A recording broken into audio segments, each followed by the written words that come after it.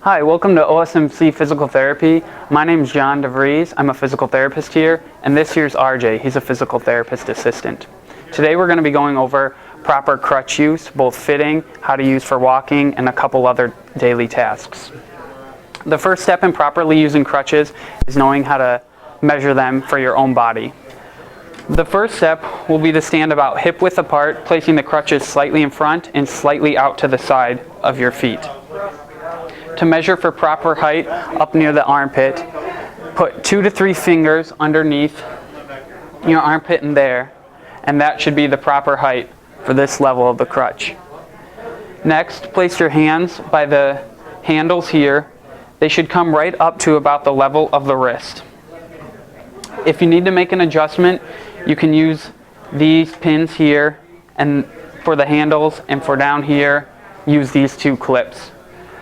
The crutches will have measurements for your height on the sides, but you're often more accurate doing the method we just described here. The next step in using crutches is knowing how to properly walk with them. Your healthcare provider will tell you which your weight-bearing status should be, whether it would be one of 4 different things. The first one would be non-weight bearing, the next one would be toe touch weight bearing, the next one would be partial weight bearing, and the next one would be full weight bearing. We'll go through all 4 of those here. The first one is non-weight bearing, meaning you're not allowed to place any weight through your injured leg. The next one would be toe touch weight bearing, where you're only allowed to place just a little bit of your weight through your toe. The next one would be partial weight bearing, where you're only allowed to put part of your weight through it. Your doctor will specify whether it's 25%, 50%, 75%. To measure for this, simply take the percentage of your weight. For example, if you were 200 pounds and at 50% weight bearing, that would mean you're allowed to only put 100 pounds through the weight of that injured leg. You can test this on a scale. The last one would be full weight bearing, where you can place all the weight of your body through that injured leg. Now, to use for each step, we'll go through each different method. So, for non-weight bearing, you would simply place both crutches in front of you and then step forward with the uninjured leg. And that's how you would use it for non-weight bearing.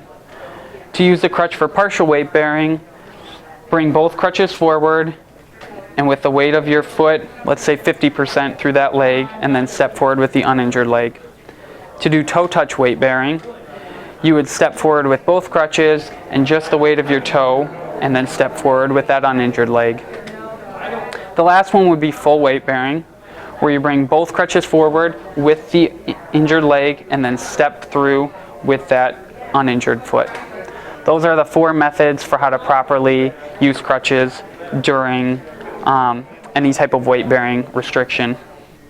Once you've progressed from there, you can upgrade to walking with a single crutch. In this case, you would place the crutch on the opposite side of your injured leg and step forward with the injured leg and the crutch at the same time, and then step through with the right foot here as RJ is doing.